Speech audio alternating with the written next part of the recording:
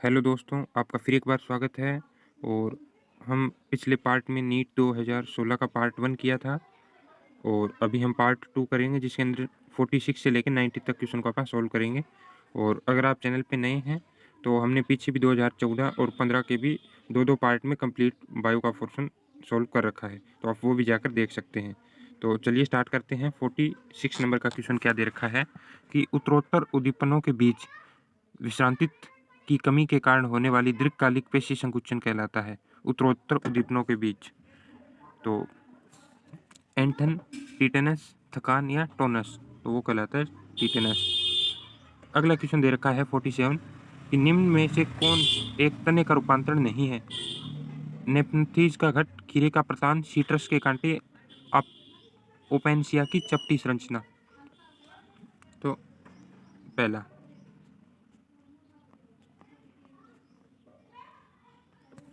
अगला जो क्वेश्चन दे रखा है कि पादप कोशिका की रसधानी में जल घुलित वर्णक कौन से होते हैं?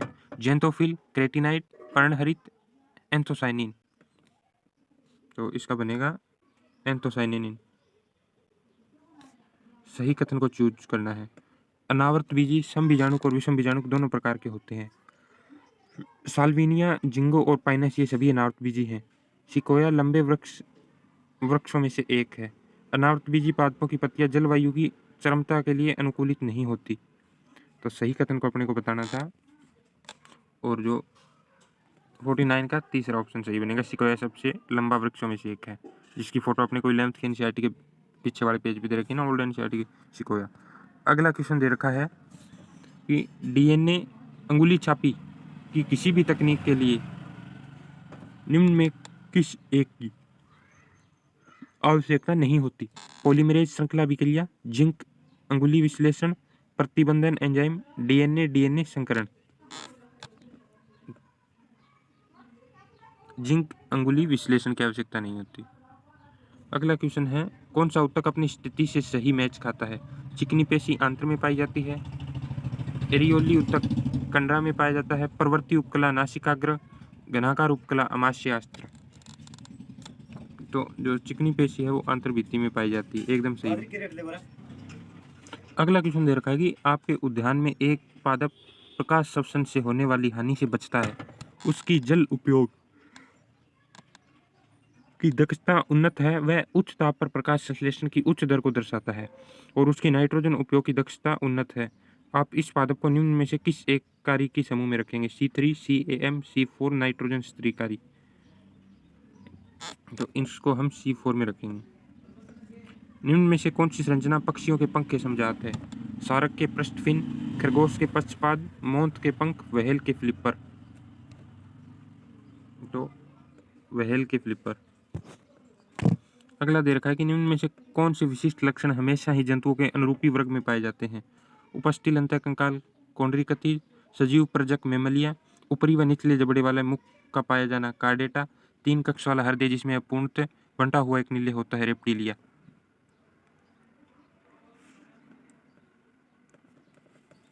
तो निम्न में से कौन से विशिष्ट लक्षण हमेशा जंतुओं के अनुरूपी वर्ग में पाए जाते हैं? पहले में। अगला क्वेश्चन दे रखा है उत्परिवर्तन के संबंध में कैंसर कोशिकाओं के लिए निम्न में से कौन सा एक सही है? प्राक कैंसर जीनों में उत्परिवर्तन कोशिका चक्र को त्वरित कर देते हैं, उत्परिवर्तन टीलोमेरेज संदमक को नष्ट कर देते हैं, उत्परिवर्तन कोशिका नियंत्रण को निष्क्रिय कर देते हैं, उत्परिवर्तन टीलोमेरेज के उत्पादन को संदमित कर देते हैं। तो कौन सा कथन सही नहीं है? दूसरा कथन गलत है, यानी सही नहीं है। अगला क्वेश्चन अपने पास है अमीनो अम्ल ट्रिप्टोफैन किसके संश्लेषण के लिए पुरोगामी होता है? अमीनो अम्ल ट्रिप्टोफैन किसके संश्लेषण के लिए पुरोगामी होता है? मेलाटोनिन और सीरोटोनिन, थायरोक्सिन और ट्राईआइडोथायरोडिन, थायरोक्सिन और ट्राईआइडोथायरोडिन, एस्ट्रोजन और प्रोजेस्टेरोन, कार्टिसोल और कार्टिसोन। तो पहला इसका सही बनेगा। अगला क्वेश्चन है कि जीवन की उत्पत्ति के संदर्भ में निम्न दो कथन दिए गए हैं। पृथ्वी पर सर्वप्रथम उद्भित होने वाला जीव हरे नहीं थे तथा अनुमानित अवायवीय थे। प्रथम स्वपोषी जीव रसायन स्वपोषी था जो कभी भी ऑक्सीजन निष्कासित नहीं करते हैं ऑक्सीजन निष्कासित नहीं करते हैं। उपरोक्त कथनों में से कौन सा विकल्प सत्य है? ए सही है परंतु बी गलत है, बी सही है परंतु ए गलत है, ए और बी दोनों सही है, दोनों गलत है। तो इसमें से जो सही ऑप्शन बनेगा तीसरा, ए और बी दोनों सही है। अगला क्वेश्चन है कि रुधिर के पीएच में होने वाली कमी के कारण हृदय स्पंदन की दर कम हो जाएगी, मस्तिष्क का रुधिर संभरण कम हो जाएगा, ऑक्सीजन के साथ हीमोग्लोबिन की बंधुता घट जाएगी या कर्क द्वारा बाइकार्बोनेट का निष्कासन होने लगेगा। तो रुधिर में पीएच में होने वाली कमी का इनमें से जो सही कारण बनेगा वो होगा कि ऑक्सीजन के साथ हीमोग्लोबिन की बंधुता घट जाती है। समवृष्टि समवर्ती संरचनाएं एनालोगस स्ट्रक्चर किस कारण उत्पन्न होती है? अपसारी विकास, अभिसारी विकास, स्थिरकारी वर्णन या साझा वंश परंपरा? अभिसारी विकास के कारण होती है। निम्न में से कौन सा एक प्रतिबंधन एंडोन्यूक्लीय है? एंडोन्यूक्लीय है प्रतिबंधन। हिंड2 प्रोटीज, डेनेज 1 आरएनएज। तो हिंड2 पहला ऑप्शन सही रहेगा। इकोसिस्टम पारितंत्र शब्द सबसे पहले किसने बनाया था? E P. Odum, E. Hinkle, M G. Tansley, E. Warming. तो सबसे पहले एम.जी. टांसले। निम्न में से कौन सा कथन गलत है? सुक्रोज एक डाइसेकेराइड है, सेलुलोज एक पॉलीसेकेराइड है, और तीसरा है कि यूरेसिल एक पिरामिडीन है, ग्लाइसिन एक सल्फर युक्त अमीनो अम्ल है। चौथा कथन गलत है। अगला दे रखा है बाइकार्बोनेट तथा टेरिडोफाइट में नर युग्मक के अभिगमन के लिए किसकी आवश्यकता होती है? ब्रायोफाइट व टेरिडोफाइट में नर युग्मक के अभिगमन के लिए किसकी आवश्यकता होती है? पवन, कीट, पक्षी या जल? जल की आवश्यकता होगी। लॉजिस्टिक मॉडल का अनुसरण करते हुए किसकी समष्टि दर शून्य के बराबर हो जाएगी?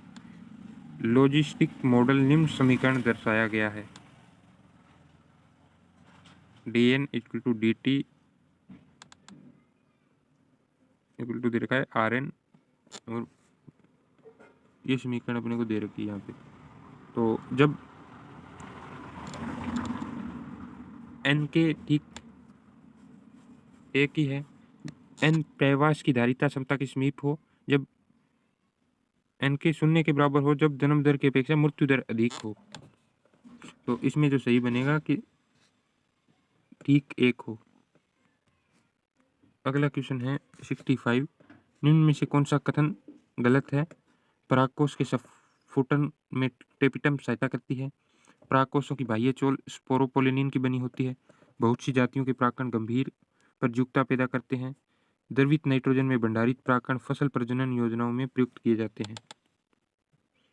इसमें से गलत क्वेश्चन दे रखा है, ऑप्शन दे रखा है पहला। एक नग्न चट्टान पर एक पुरोगामी जीव के लिए निम्न में से कौन सा आएगा?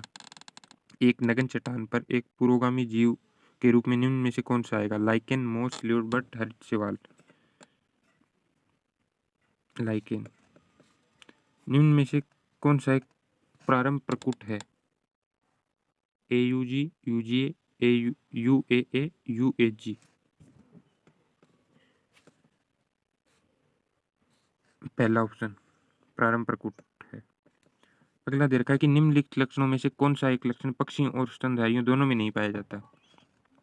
कौन सा सिम्टम पक्षी, बर्ड्स और मैमल दोनों में एब्सेंट होता है?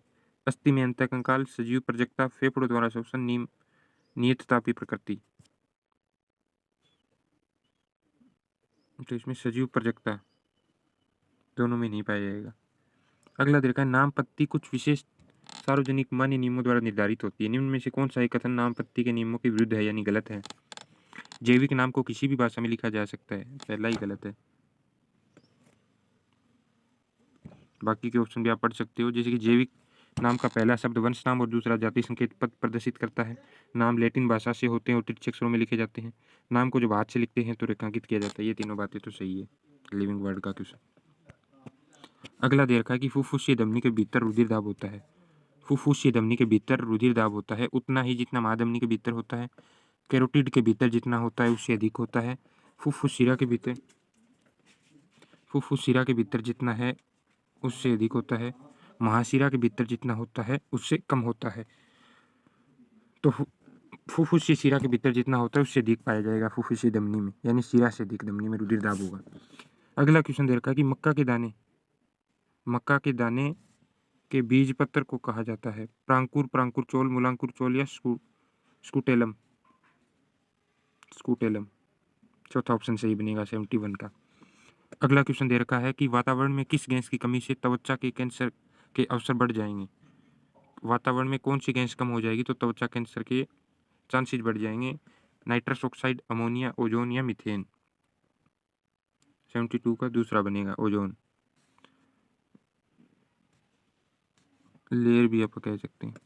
क्राइसोफाइट, यूग्लिनोइड, डाइनोफ्लेजिलेट और अवपंख फुफुद। क्राइसोफाइट, यूग्लिनोइड, डाइनोफ्लेजिलेट, अवपंख फुफुद किस जीव जगत में सम्मिलित है। मोनेरा, कवक, प्रोटिस्टा या जंतु जगत। तो ये प्रोटिस्टा में है। स्तनधारियों में कौन सी रुधिर वाहिका सामान्यतः सबसे अधिक यूरिया वहन करती है। स्तनधारियों में कौन सी रुधिर वाहिका सामान्यतः सबसे अधिक यूरिया वहन करती है। वक्र शिरा, यकृत शिरा, पृष्ठ महाधमनी, यकृत निवाहिका शिरा। यकृत शिरा। अगला दे रखा है पुष्पी पादपों के बिना निषेचन बीज बनना निम्न में से कौन सी प्रक्रिया है। पुष्पी पादपों में बिना निषेचन के बीज बन जाएगा तो क्या कहेंगे। बीजाणु जनन, कायिक संकरण, मुकुलन, असंगजन। तो इसका जो सही बनेगा उसको आप कहेंगे अपोमिक्सिस, असंगजनन, कुछ भी बोलिए। अगला दे रखा है कि नीचे दी गई तालिका में गलत मिलान दिया गया है, वो कौन सा है। सूक्ष्म जीव दे रखे हैं इधर उत्पाद दे रखा है, इधर अनुप्रयोग दे रखे हैं। तो पहला है ट्राइकोडर्मा पोलिस्पेरम और उत्पाद दे रखा है साइक्लोस्पोरिन ए और अनुप्रयोग है प्रतिरक्षा संदमक औषधि। अगला दे रखा है मोनेसक्स परप्यूरिस और उत्पाद है स्टेटिन और अनुप्रयोग है कि रुधिर कोलेस्ट्रॉल को कम करना। अगला दे रखा है स्ट्रेप्टोकोकस और इसका उत्पाद दे रखा है स्ट्रेप्टोकाइनेज और वर्क दे रखा है रुधिर वाहिनिका से थक्के को हटाना। अगला है क्लोस्ट्रीडियम ब्यूटाइलिकम और उत्पाद लाइपेज है तेल के डब्बों को हटाना। तो इसमें से गलत मिलान चौथा दे रखा है ये। अगला है कि परीक्षार्थ प्रसंस्करण में जिसमें F1 द्विसंकर मक्खियां शामिल थी, अनुप्रयोजन प्रकार की संततियों की तुलना में जनक प्रकार की संततियां अधिक उत्पन्न हुई। इसमें क्या संकेत मिलते हैं। जो दो जीन दो अलग गुणसूत्रों पर स्थित हैं, अर्धसूत्रण के दौरान गुणसूत्र पृथक नहीं हो पाए, दो जीन सहलग्न हैं और एक ही गुणसूत्र पर विद्यमान है, दोनों ही लक्षणों का नियंत्रण एक से अधिक जीनों द्वारा होता है। तो तीसरा ऑप्शन इसका बनेगा। अगला है कि बड़े आकार के जंतुओं के मुकाबले छोटे आकार के जंतुओं के लिए पहाड़ी चढ़ना आसान होता है क्योंकि छोटे शरीर के भार को ऊपर ले जाना अपेक्षाकृत आसान है। छोटे आकार वाले पशुओं की उपापचय दर अपेक्षाकृत अधिक होती है। छोटे आकार के जंतुओं को O2 आवश्यकता अपेक्षाकृत कम होती है या फिर छोटे जंतुओं के मुकाबले बड़े जंतुओं की पेशियों की कार्य क्षमता कम होती है। तो इसमें दूसरा ऑप्शन सही बनेगा कि छोटे आकार के पशुओं की उपापचय दर अपेक्षाकृत अधिक होती है। अगला दे रखा है कायिक कोशिकाओं में समसूत्रण के दौरान निम्न में से कौन सा लक्षण नहीं पाया जाता। तर्करूपी तंतु, केंद्रिका का विलोपन, गुणसूत्र बिंदु, गुणसूत्र गति और सूत्र युग्मन। तो सूत्र युग्मन ये लक्षण नहीं पाया जाएगा। अगला क्वेश्चन दे रखा है निम्न में से कौन सा एक गलत कथन है। बहुत सारी जातियों के परागकण एक पुष्प के वार्तिकाग्र पर अंकुरित हो सकते हैं परंतु उसी जाति के परागकणों को केवल एक पराग नलिका वार्तिका में आगे बढ़ती है। कीट जो बिना परागकण किए पराग या मकरंद को ग्रहण करते हैं उन्हें पराग मकरंद चोर कहते हैं। परागकण अंकुरण तथा पराग नलिका वृद्धि परागकण तथा स्त्री केसर की पारस्परिक क्रिया के फलस्वरूप उत्पन्न रासायनिक घटकों द्वारा नियंत्रित होती है।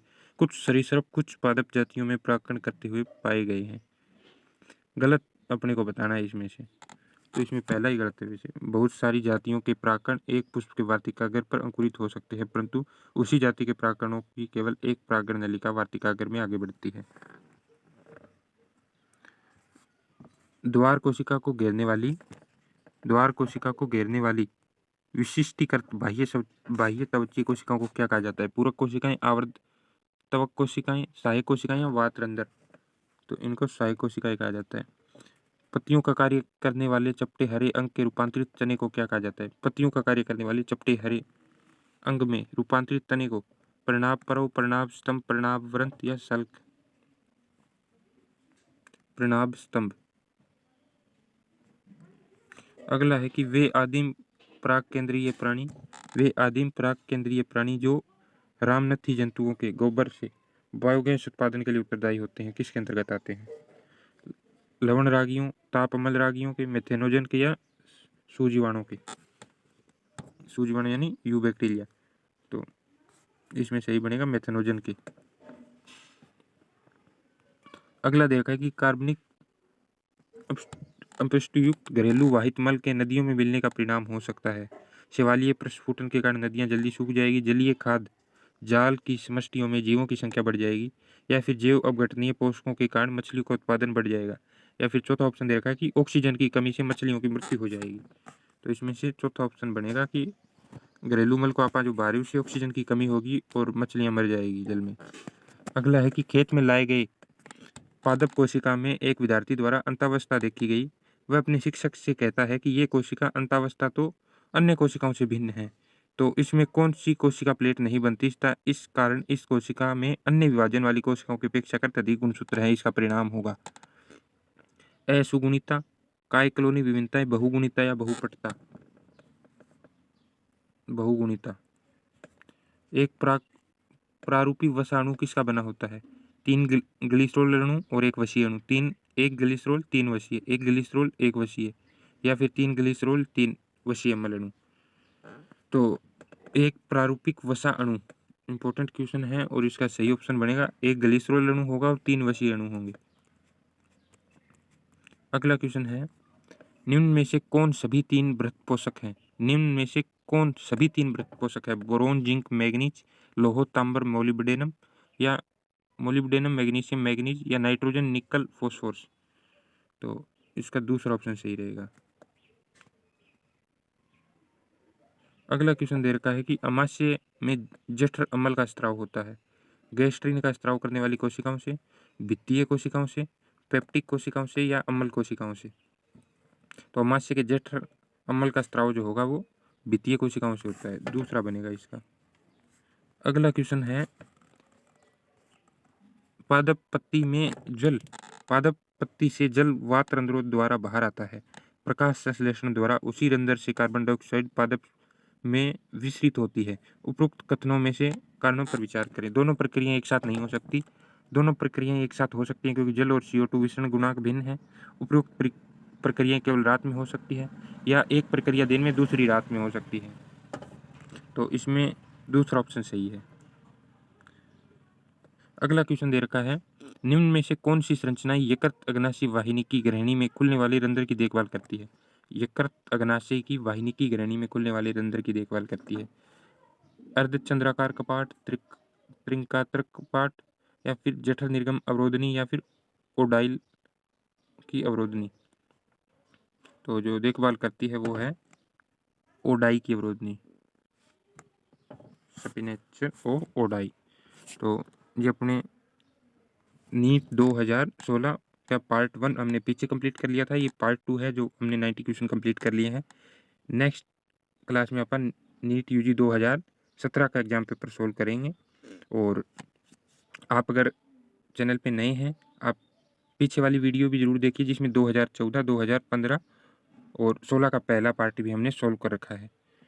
और आप वीडियो को लाइक भी ज़रूर कीजिएगा और चैनल पे नए हैं तो सब्सक्राइब भी कर लीजिएगा। तो चलिए, धन्यवाद, मिलते हैं नेक्स्ट क्लास में।